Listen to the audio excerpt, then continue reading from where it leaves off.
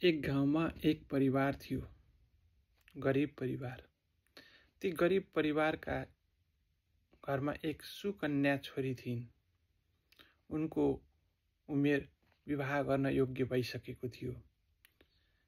ती छोरी पढेलेखेकी थिइन्, ज्ञानी थिइन्, असल थिइन्, राम्री थिइन्।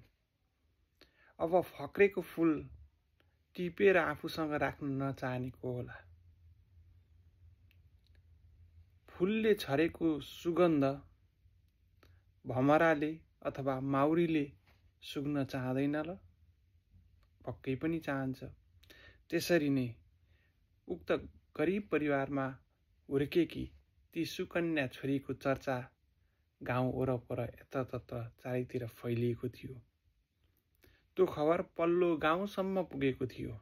पल्लो गाउँबाट एक धनी परिवारका मानिसहरू ती छोरीको हात माग्नको लागि ओल्लो गाउँसम्म आउँछन्।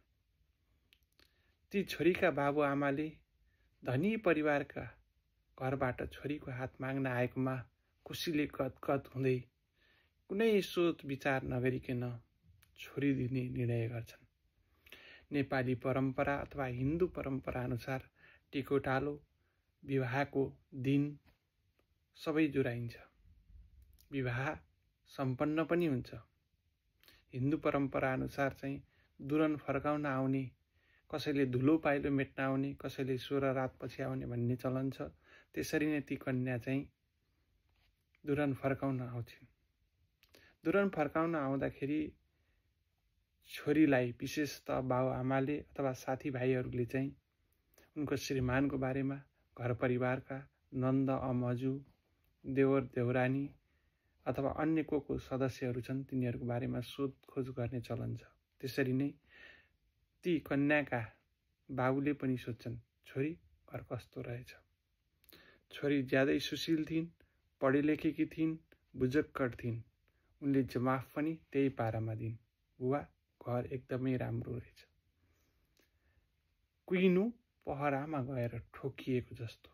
बाबुले सोचे, हामी कुइनो चाहिँ ज्वाइँ सापहरू पहरो। ओहो, छोरी त ठुलै घरमा परिछ, धनी परिवारमा परिछ।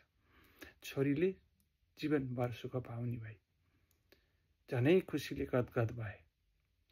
दुरन फर्काएर पनि गए। एक दिन बाबु चाहिँ घुम्दै जाने क्रममा चाहिँ अचानक उनको कुइनो पहरोमा गएर ठोक्कियो।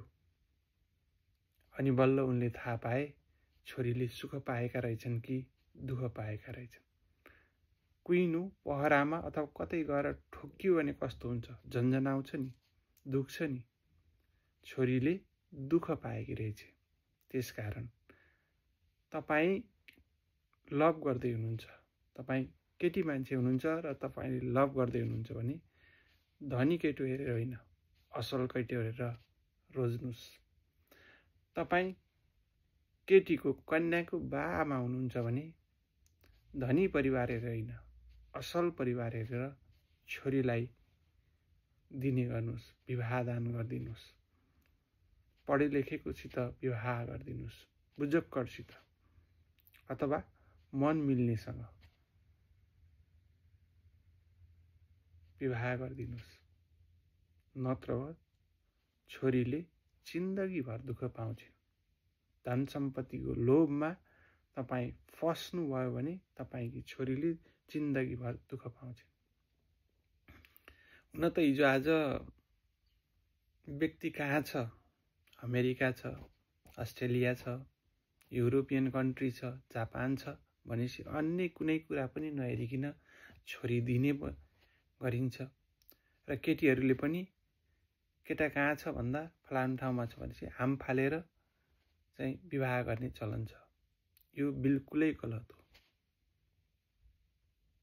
यो कुरा सबैलाई चेतना भया। हस्त जय नेपाल।